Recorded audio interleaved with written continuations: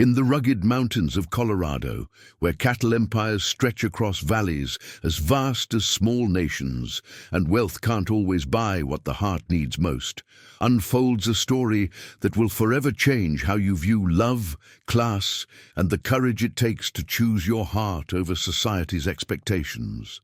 This is the extraordinary tale of Augustus Gus Wellington, one of the wealthiest ranchers in the American West, who discovered that sometimes the most precious treasures are found in the most unexpected places. If you're ready for a story that will sweep you off your feet and prove that love conquers all barriers when two souls are meant to be together, hit that like button and subscribe for more incredible tales of romance and second chances. Don't forget to let us know in the comments which city you're watching from. We love connecting with our amazing global community. The first snowfall of autumn was dusting the peaks of the Rocky Mountains when Augustus Wellington made the discovery that would transform his carefully ordered world forever. It was October 1889, and the 41-year-old cattle baron had risen before dawn, as was his custom, to personally inspect the operations of his vast ranch empire that sprawled across 15,000 acres of prime Colorado grazing land, like a kingdom carved from wilderness and ambition. Gus Wellington was a man who commanded respect throughout the territory, not just for his immense wealth, but for his reputation as a fair employer and innovative rancher who had revolutionized cattle breeding in the Rocky Mountain region. He had built the Wellington Ranch from a modest homestead into one of the largest cattle operations in the American West, employing over 200 men and supporting a small town that bore his family name. The ranch house itself was a testament to his success. Built of local stone and timber, it featured wide porches, large windows, and the kind of comfortable elegance that spoke of money earned through hard work rather than inherited privilege. Yet for all his material success and social standing, Gus remained a bachelor at 41, his heart carefully guarded by the memory of his fiancée Margaret Davies, who had died of consumption 3 years earlier, just months before their planned wedding. Since Margaret's death, Gus had thrown himself into his work with the single-minded determination of a man trying to outrun his grief, expanding his holdings and perfecting his cattle breeding programs, while avoiding the well-meaning attempts of Denver society matrons to introduce him to suitable young ladies. As Gus approached the main breeding barn that morning, his boots crunching on the frost-covered ground, he noticed that the door was slightly ajar. Assuming one of the night hands had been careless, Gus pushed the door open wider and stepped into the warm interior. What he found there stopped him in his tracks. Huddled in the far corner of the barn, wrapped in a thin woolen shawl that had clearly seen better days, and fast asleep on a bed of fresh straw, was a young woman. Her dark hair had escaped from what had once been a neat bun, creating a soft frame around a face that was both beautiful and heartbreaking in its exhaustion. Her dress, though worn and travel-stained, was clearly of good quality, the kind of garment that spoke of better circumstances in the not-too-distant past. Even in sleep, her face showed the kind of bone-deep weariness that comes from running a long distance from something terrible, and her position suggested someone who had learned to sleep lightly, ready to flee at the first sign of danger. The woman stirred as if sensing his presence, and her eyes opened to reveal the most beautiful shade of green Gus had ever seen, the color of spring grass after rain, bright with intelligence despite her obvious exhaustion. For a heartbeat that seemed to stretch into eternity, they stared at each other in mutual surprise, and then the woman scrambled to her feet with the quick, economical grace of someone accustomed to being ready for flight at a moment's notice. "I'm sorry," she said, her voice carrying a slight accent that Gus couldn't immediately identify, but that suggested education and refinement. "I meant no harm. I was just so tired, and the barn was warm, and I thought perhaps I could rest for just a few hours before moving on. I'll gather my things and leave immediately." Gus studied her carefully, noting the quality of her dress despite its current condition, the refinement in her speech, and the pride that kept her spine straight, even though she was clearly in desperate circumstances. "Ma'am," he said gently, removing his hat. "I'm Augustus Wellington, and this is my ranch. I'm not angry that you sought shelter here, but I am concerned about what brought you to sleep in my barn." The woman's eyes filled with what might have been relief or fear. "Mr. Wellington, I apologize for trespassing. I'll leave immediately if you'll just point me toward the nearest road." "Ma'am, I didn't ask you to leave. I asked what brought you here." She hesitated before responding with careful honesty. "I'm traveling to Denver, but my stagecoach broke down yesterday about 10 miles south of here.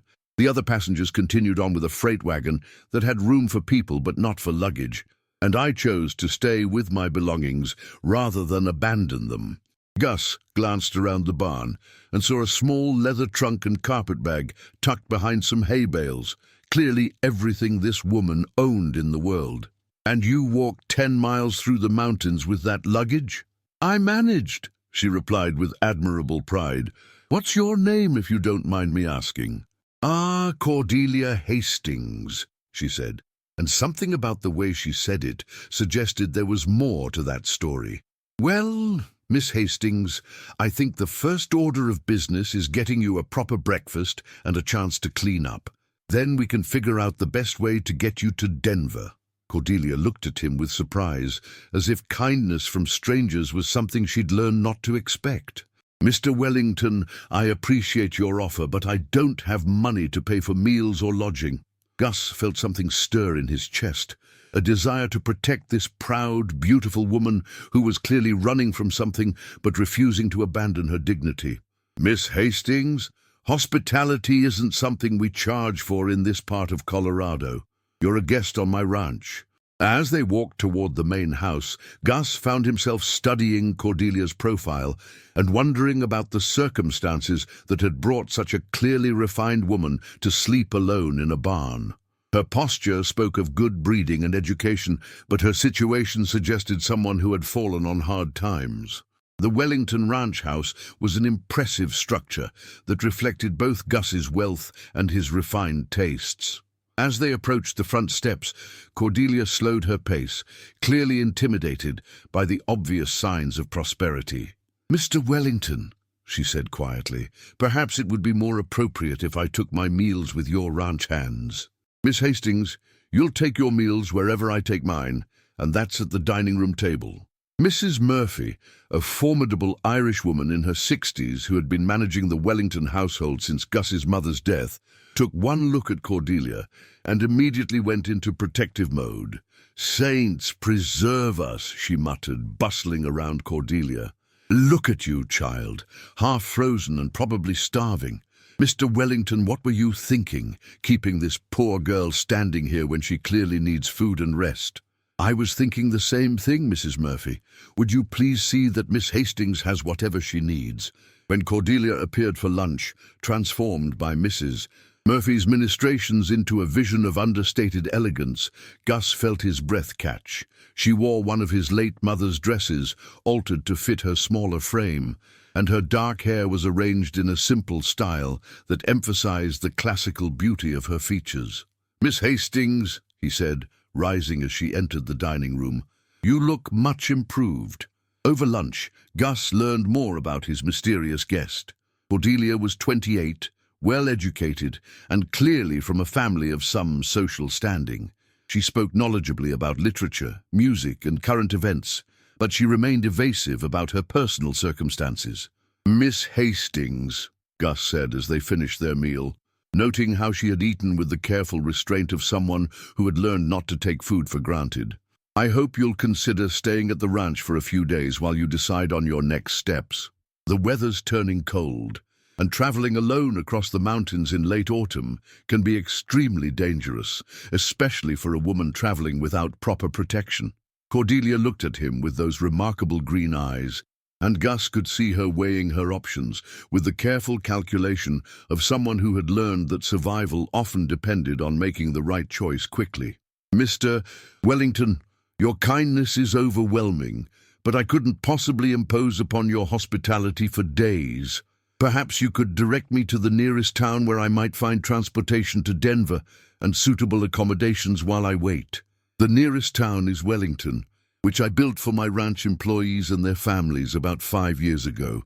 It's a good community, but there's no regular stage service from there, and the next freight wagon to Denver won't come through for at least a week, possibly longer with winter weather moving in. Then I'll wait in town for the freight wagon. Surely there must be some sort of boarding house or hotel. Gus shook his head regretfully. Miss Hastings, Wellington doesn't have a hotel suitable for a lady traveling alone. The only accommodations are a boarding house for ranch hands and a saloon that definitely isn't appropriate for someone of your obvious refinement and education. Cordelia fell silent, clearly recognizing that her options were far more limited than she had hoped. Gus watched her internal struggle and felt his protective instincts growing stronger by the moment, along with something else he wasn't quite ready to name.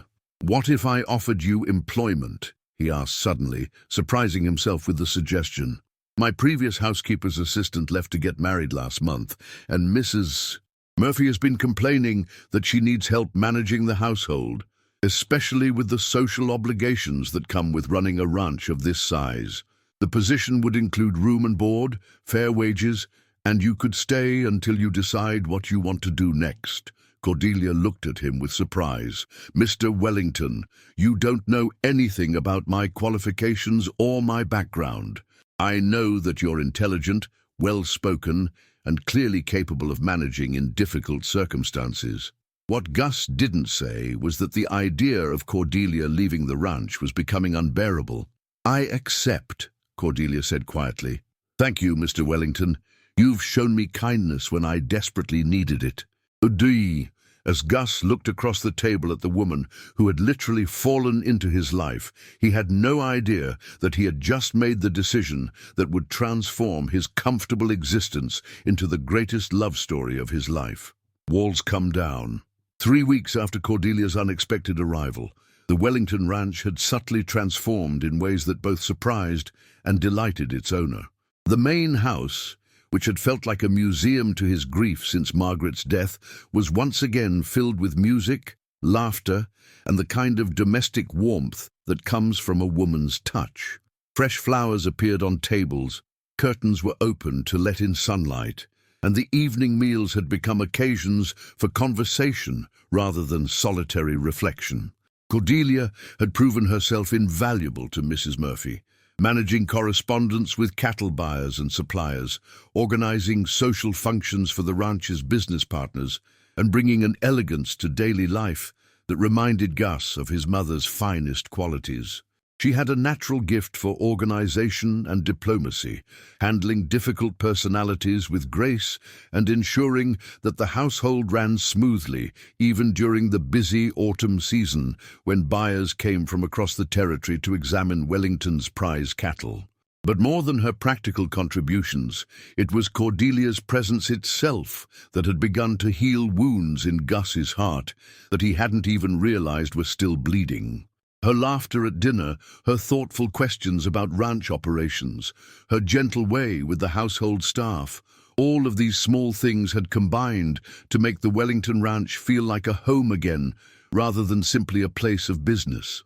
"Mr. Wellington," Mrs. Murphy said as she served him breakfast on a crisp November morning, "I need to speak with you about Miss Hastings."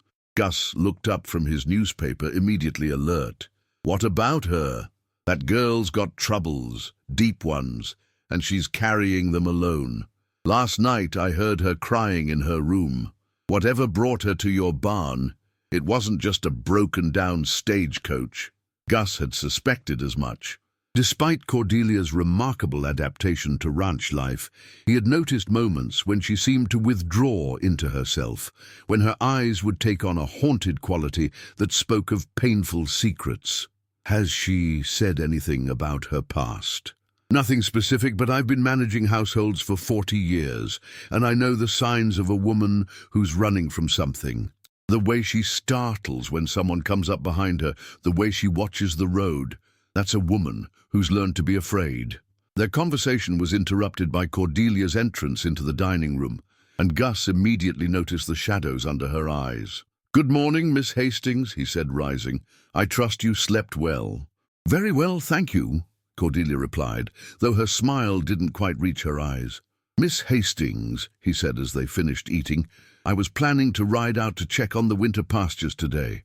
Would you care to accompany me? I think you might enjoy seeing more of the ranch." Cordelia's face lit up with genuine pleasure. "I would love that, Mr. Wellington." An hour later, they were mounted on two of Gus's finest horses, riding through the crisp autumn air toward the high meadows. Cordelia proved to be an accomplished horsewoman, sitting her side saddle with easy grace. "This is magnificent," she said, as they paused at a ridge that offered a panoramic view of the ranch's vast expanse. 15,000 acres, Gus said with quiet pride. "My father started with a homestead claim, and I've been adding to it ever since." As they rode toward a sheltered valley where a small cabin nestled among aspen trees, Gus felt increasingly comfortable with Cordelia's presence beside him. "What's this place?"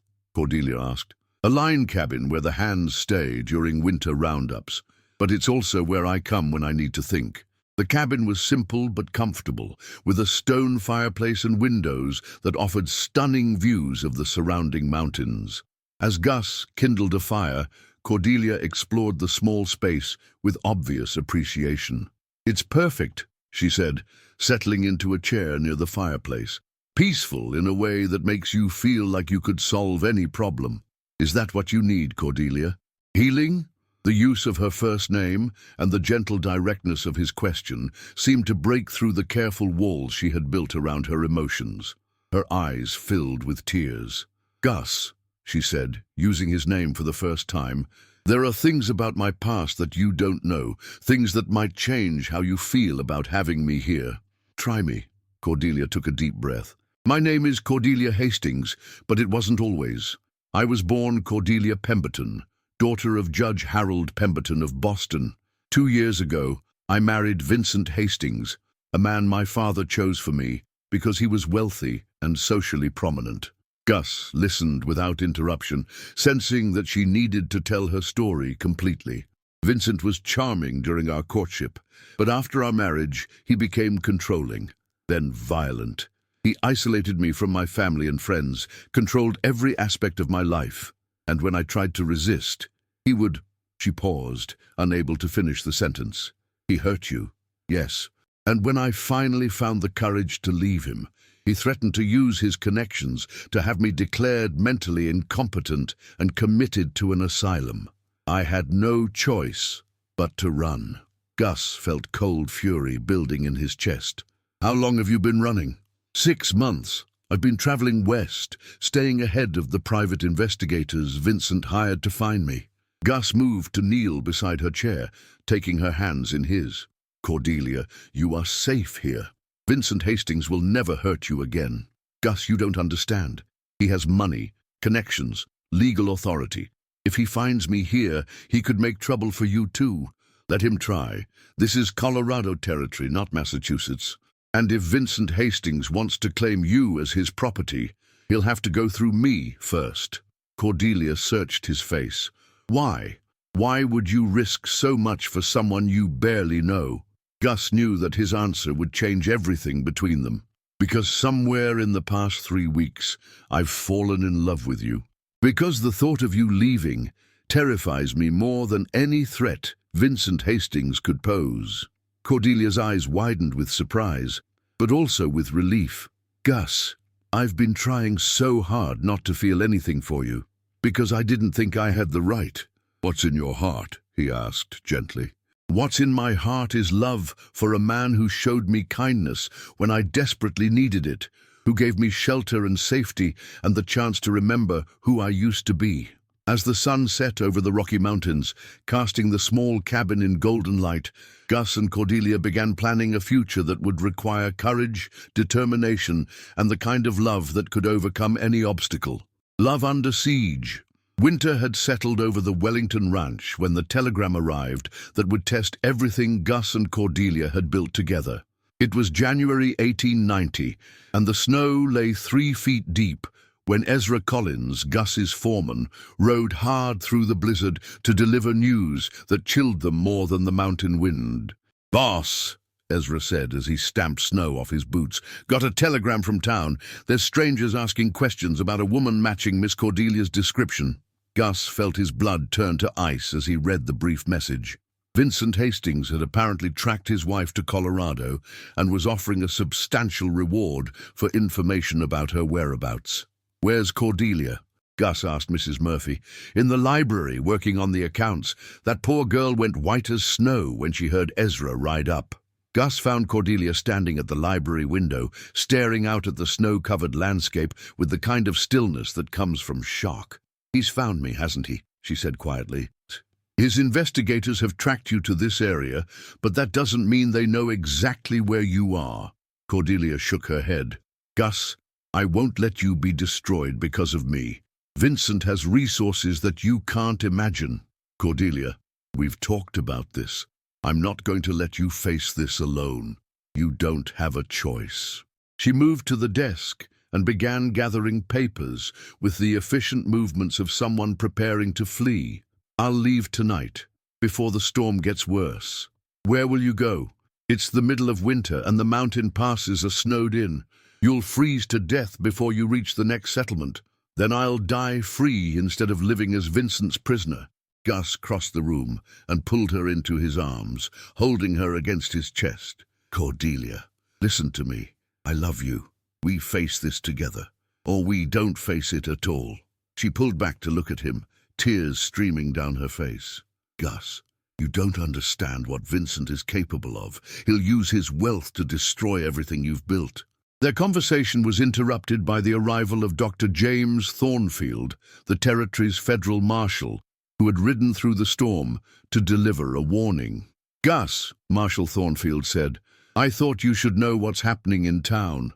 There's a man named Vincent Hastings who arrived yesterday with 2 federal marshals and a court order demanding the return of his wife." Cordelia went pale. "Marshal Thornfield, I'm Cordelia Hastings, the woman they're looking for." Dr. Thornfield studied her carefully.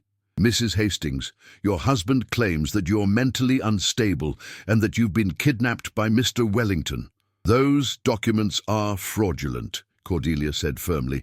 "I left my husband because he was violent and abusive." "Ma'am, I believe you, but those federal marshals have orders from a federal judge in Boston." Gus felt the walls closing in. "Marshal, what would it take to challenge those federal orders?" "You'd need evidence that Mrs. Hastings was coerced or abused, and you'd need a federal judge willing to hear the case." "What about Judge Morrison in Denver?" Cordelia asked suddenly. "He knew my father when they were both young lawyers." Dr. Thornfield nodded thoughtfully. "Judge Morrison has a reputation for fairness, but getting to Denver in this weather would be almost impossible." "Not impossible," Gus said with quiet determination, "just very difficult." Over the next several hours, they developed a plan that was audacious in its simplicity and potentially catastrophic in its consequences. Gus would transport Cordelia to Denver through the mountain passes, despite the winter storm, while his ranch hands created a diversion that would delay Vincent Hastings and the federal marshals. "Mr. Wellington," Marshal Thornfield said, "you understand that if this plan fails, you could be charged with kidnapping. Your entire ranch could be confiscated." "Marshal, if this plan fails, I'll have lost the woman I love to a system that treats her like property." As night fell and the storm continued to rage, Gus and Cordelia made their final preparations for a journey that would either secure their freedom or destroy everything they had built together. "Gus," Cordelia said as they prepared to leave, "if we don't make it to Denver, I want you to know that these months with you have been the happiest of my life." "We're going to make it," Gus replied, pulling her close. "And when we do, we're going to build a life together that no amount of money can destroy." "Don't." As they rode out into the storm, heading for the treacherous mountain passes that offered their only hope of reaching Denver before Vincent could reclaim his wife, both understood that they were gambling everything on love's ability to overcome the forces arrayed against them. Justice and new beginnings. The courtroom in Denver's federal building was packed beyond capacity on the morning of February 14, 1890, when Judge Morrison called the case of Hastings versus Wellington to order. The legal battle had captured the attention of the entire territory, becoming a symbol of the conflict between Eastern legal traditions and Western ideals of individual freedom. Gus sat behind Cordelia's chair, his presence a source of strength as she prepared to testify about the abuse that had driven her across a continent. The journey to Denver had nearly killed them both. 3 days and nights of riding through mountain passes in sub-zero temperatures, but they had arrived in time to file their petition. Vincent Hastings sat across the aisle with his team of expensive Boston lawyers, his face a mask of cold fury at being forced to pursue his wife through a territorial court system he clearly considered beneath his dignity. "Mrs. Hastings," Judge Morrison said gently, "you may begin your testimony." Cordelia rose with quiet dignity, her voice clear and strong as she told her story. She described the courtship that had seemed like a fairy tale, the wedding that had been more business transaction than celebration, and the gradual revelation that the charming suitor had been replaced by a controlling, violent husband. "Your Honor," she said, "Vincent Hastings beat me whenever I showed independence. He isolated me from my family and friends, controlled every aspect of my life. When I finally found the courage to leave, he threatened to have me declared mentally incompetent." When Vincent Hastings took the witness stand, his testimony revealed exactly the kind of entitled arrogance that Gus had expected. Vincent portrayed himself as a long-suffering husband whose mentally unstable wife had been seduced by an unscrupulous rancher. "Your Honor," Vincent said with practiced charm, "my wife has always been delicate, prone to hysteria. Mr. Wellington took advantage of her vulnerability for his own purposes." But Vincent had underestimated both Judge Morrison's integrity and the evidence that Gus's lawyers had assembled. Dr. Patricia Whitman testified that Cordelia showed clear signs of having been physically abused. Marshal Thornfield described the fear he had witnessed when Vincent's men came searching. Mrs. Murphy provided devastating testimony about Cordelia's condition when she first arrived. The most damaging testimony came from Dr. Robert Pemberton, Cordelia's younger brother, who had traveled from Boston specifically to testify. "Your Honor, Doctor," Pemberton said, "within months of the wedding, we began to notice disturbing changes in my sister. She became withdrawn, nervous, quick to startle. When I confronted Vincent about my concerns, he threatened to cut off all contact between Cordelia and our family." The final piece of evidence came from Judge Morrison's investigation into the mental incompetency documents that Vincent had used. What the investigation revealed was a conspiracy involving Vincent, a corrupt Boston physician, and a judge who had been bribed. "Mr. Hastings," Judge Morrison said, his voice heavy with disgust, "the evidence demonstrates that you obtained fraudulent documents, that you physically and emotionally abused your wife, and that you used your wealth to circumvent legal protections designed to safeguard vulnerable individuals." The courtroom erupted in cheers as Judge Morrison announced his decision. Cordelia's marriage to Vincent Hastings was declared null and void due to fraud and abuse, and Cordelia was granted complete freedom to determine her own future. 3 months later, on a perfect May morning in 1890, the entire territory seemed to have gathered at the Wellington Ranch for the wedding of Augustus Wellington and Cordelia Pemberton. She had chosen to reclaim her family name, symbolically reclaiming the identity that Vincent Hastings had tried to destroy. The ceremony took place in the meadow where Gus had first told Cordelia he loved her, with the Rocky Mountains providing a spectacular backdrop. Cordelia wore her grandmother's wedding dress, which Dr. Pemberton had brought from Boston. "Do you, Augustus Wellington, take Cordelia Pemberton to be your lawfully wedded wife?" "I do," Gus replied, his voice strong with certainty. "Do you, Cordelia Pemberton, take Augustus Wellington to be your lawfully wedded husband?" "I do," Cordelia said, her voice clear and joyful. As they exchanged rings and kissed to seal their union, the assembled crowd cheered with genuine happiness for a couple whose love story had captured everyone's imagination. Later, as the reception continued, Gus and Cordelia stole away to the front porch, where their love story had truly begun. "Mrs. Wellington," Gus said, pulling his wife close, "do you have any regrets about the path that brought us together?" Cordelia considered the question seriously. "None," she said finally. "Every moment of suffering was worth it if it led me to this place, to you." "Even sleeping in my barn?" Cordelia laughed. "Especially sleeping in your barn. That's where this fairy tale began, after all."